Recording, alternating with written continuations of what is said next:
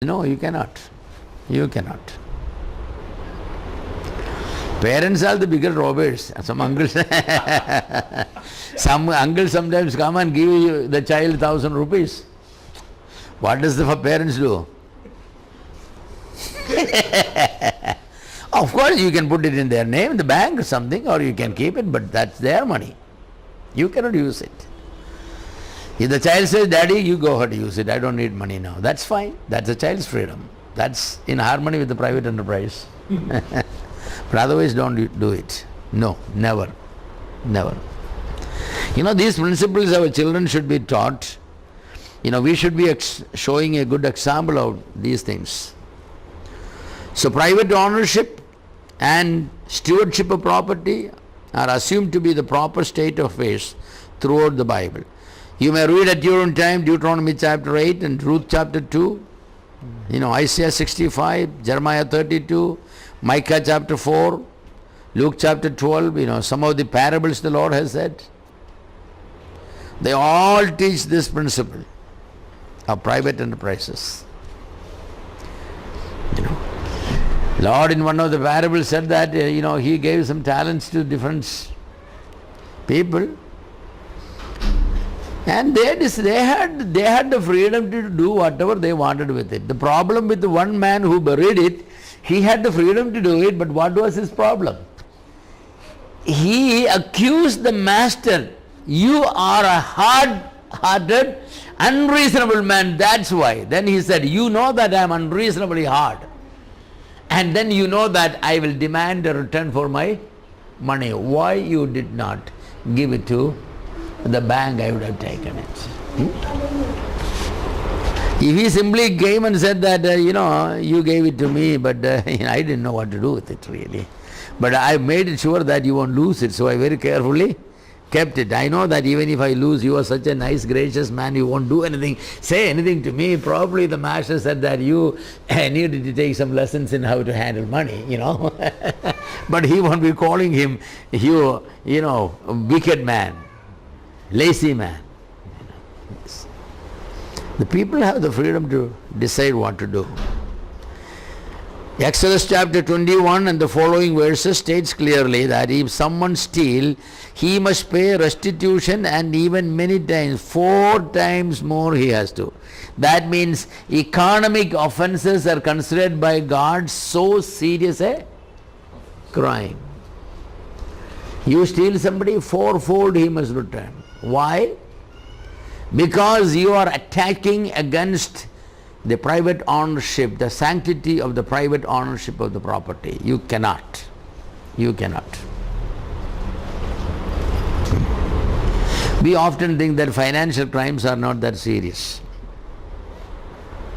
You take somebody's 1 rupee, you must return 4 rupees if it's without his permission. Yes.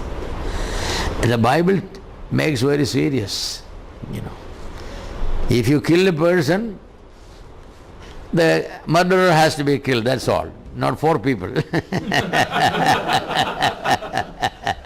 Because the principle was a tooth for a tooth and an eye for an eye. That means that the punishment shall not exceed the crime.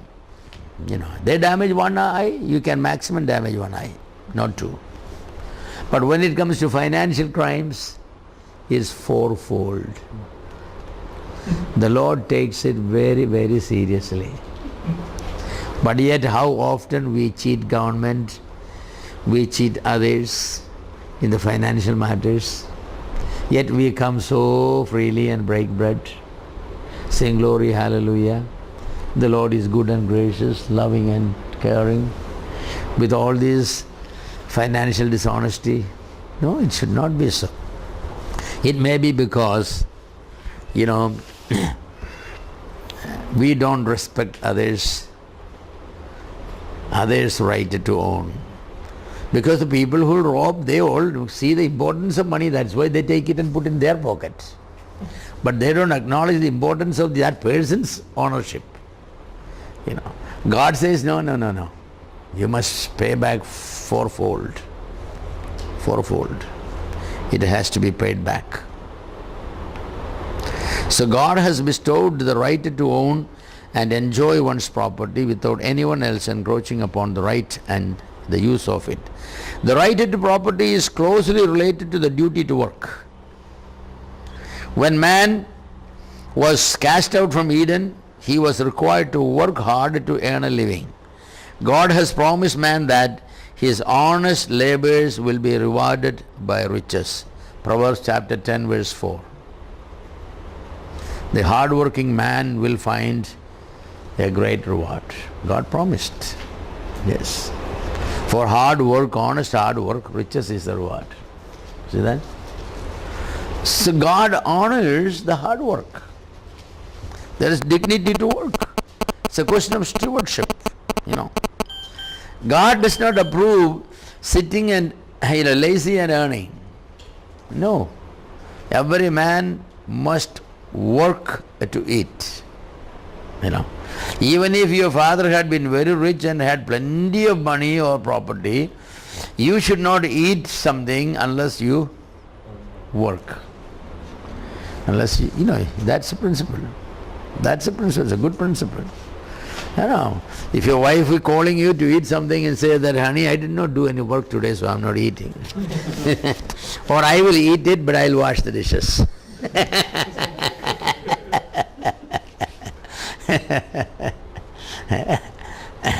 Oh, we enjoy eating without working, right? That's the problem with all our obesity and all. If you work hard and eat, then you won't have obesity. Yes. Oh, they have come. Yes. Take a break. Yeah, what happened? She broke her arms? Okay. So the right to, you have it to work hard, and God says, read Proverbs 10:4, somebody, please. Proverbs chapter 10 verse 4.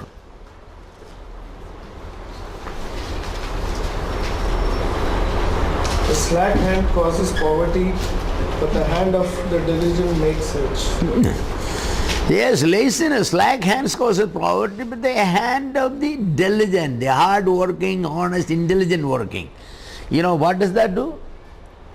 Brings riches. Brings riches. Nothing wrong with riches earned by hard work. Bible never condemns riches if you make it by honest hard work, honest work, hard work.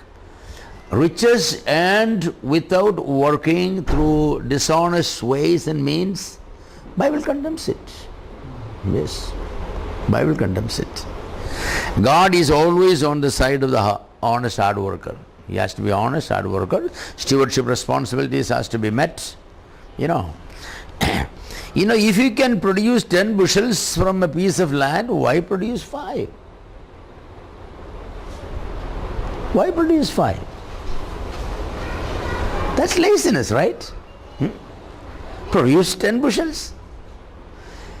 And then you have the right, you have more plenty, you can even to give. So that's a sign of blessing, that's a sign of blessing. And we should be, we should be definitely grateful to God for giving us the health and the opportunity to work. And we should work. The first time the idea of state ownership came is in the land of Egypt during Joseph's rule. Those who owned the land were forced to sell them for livelihood due to extreme famine. But the truth is that government bought the land from the people who were willing to sell it. Government never said all people have to sell their land. No. People voluntarily came and said that we don't have food. All that we have is our body and our land. Will you take the land and give us the seed? Even in Egypt there was no such rule that says that the land belongs to the government. No. But Joseph was so gracious that when he has taken the land for Pharaoh, he made sure that ethics was maintained. So he, out of the produce, he paid back the people. You take the land back, you labor in it, you work in it, I will give you the seed. You cultivate it, you keep 4 portions, you give 1 portion. That's a lease. The lease money, that's ethics. Yes, it was 1/5 or 20% for the government, 80% for the people. Stewardship principles were clearly established even from creation of man. Genesis chapter 1 and 2 very clearly teaches. Jesus Christ, through many of his parables, reinforced the steward principle of truthful and faithful handling and accounting of the property. How many times in the parable said, man, come and give me your account. I hear something wrong, that you misappropriate my money. Yes. From a steward, that's what is expected, truthfulness. God has entrusted us with his riches. All the land belongs to the Lord. The world and all it contains belongs to the Lord. The Lord is pleased to give it to us. But what about the leasing principle, the steward principle? Do we give at least 1/5? In Pharaoh's time that was. At least 20% to the Lord, honestly. See, we walk on God's ground, we breathe God's air, we drink God's water, and we work in God's land, and we rob God, we don't give him. What system is ours? Who has invented this tithing system? When Pharaoh won't take 1/10, Pharaoh will take only 1/5. We have come up with 1/10. Is our God worse than Pharaoh?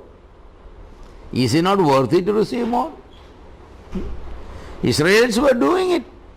And God through the prophet said, you are putting your savings in, pots with holes at the bottom. Those silver coins, when you lift it up, they are not there. Where are they? It's gone. It's gone. It's gone. It should never be. So stewardship principles are clearly taught by the Lord. Public ownership of property negates the stewardship sense of the use, for it is no man's property. Proper handling and use is the result of ownership. Every man's property is no man's property. That's the problem with socialism and communism. It's nobody's property. How difficult it is to maintain the common properties, such as the chairs in the church or other things. It's very difficult to maintain them.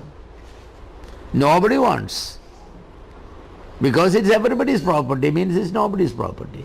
Finally it says it's God's property, let him take care of it. And he commands all his white hands, say that, I got some mats, you like to have lunch, go eat them. Next Sunday you come, you pick it up and you say that, but this is all damaged, moth eaten. Yeah, you said God will take care of it, I'm taking care of it. So this is a problem. I think the Roman Catholics sometimes are much better, I think. They are church buildings, for example, how nicely. You go all over the world, you look at the Protestants, especially the evangelicals. It's not painted, chairs are not polished. It's in a very bad condition.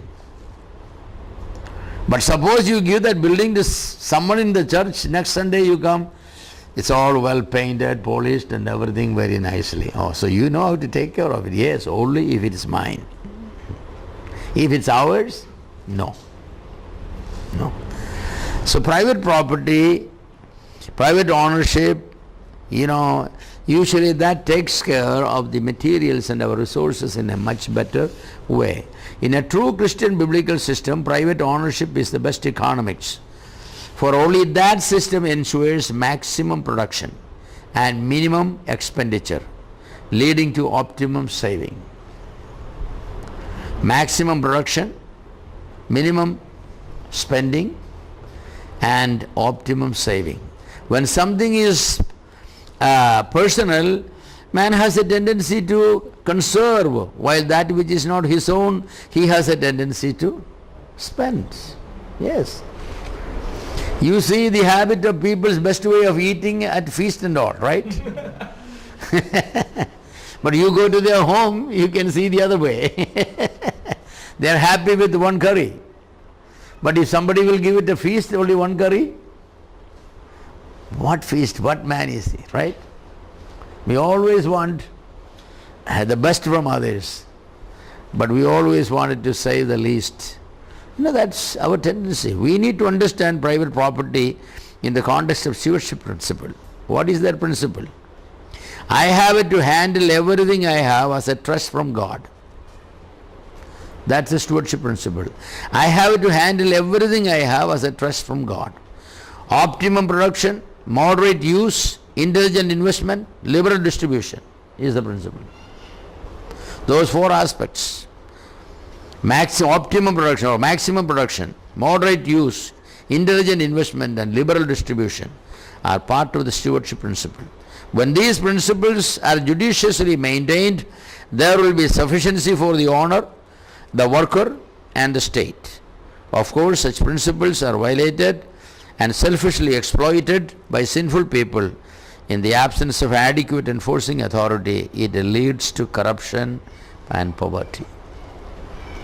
Yes. Okay. The principle is this: I have to handle everything I have as a trust from God. Optimum production, moderate use, intelligent investment, liberal distribution are part of my stewardship responsibility.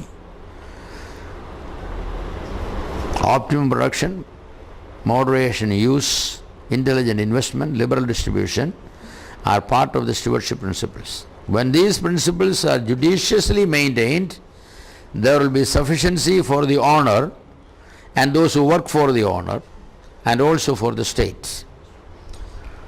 Of course, when such principles are violated and selfishly exploited by sinful people, in the absence of adequate enforcing authority, it leads to corruption and poverty.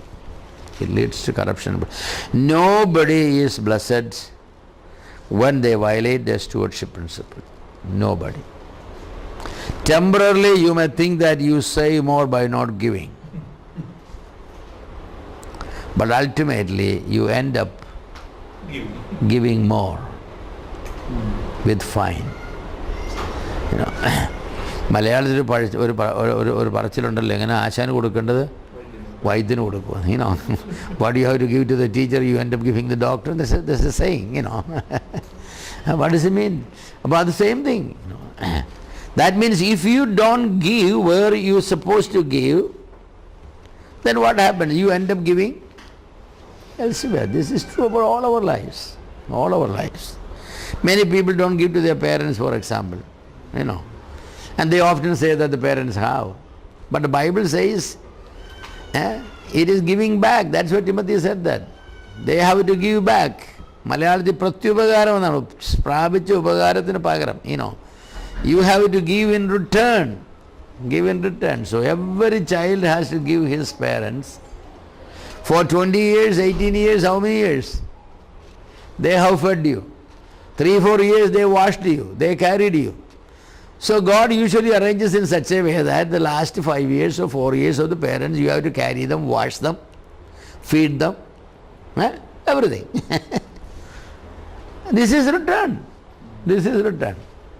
I think when you came from the mother's womb, you start running and working, and you never needed your parents, then it's okay. But that's not true. That's not true. So God provides it that way. The more you gave troubles to your parents in your childhood, the more trouble they're supposed to give you in their old age, of course. And now people know what to do with them, put them in a nursing home. But there also you have to pay some money, right? There is no way you can escape. So the argument that as long as man is sinful and imperfect, the idea of private property will breed corruption is not valid for any other system also. Man is sinful and corruption could come. The thing is, the Bible teaches that private enterprises, every person has to work, has to eat, has to save, has to give. What is yours. Nobody can lay their hands on it. God's portion, parents' portion, poor people's portion, they all must be given.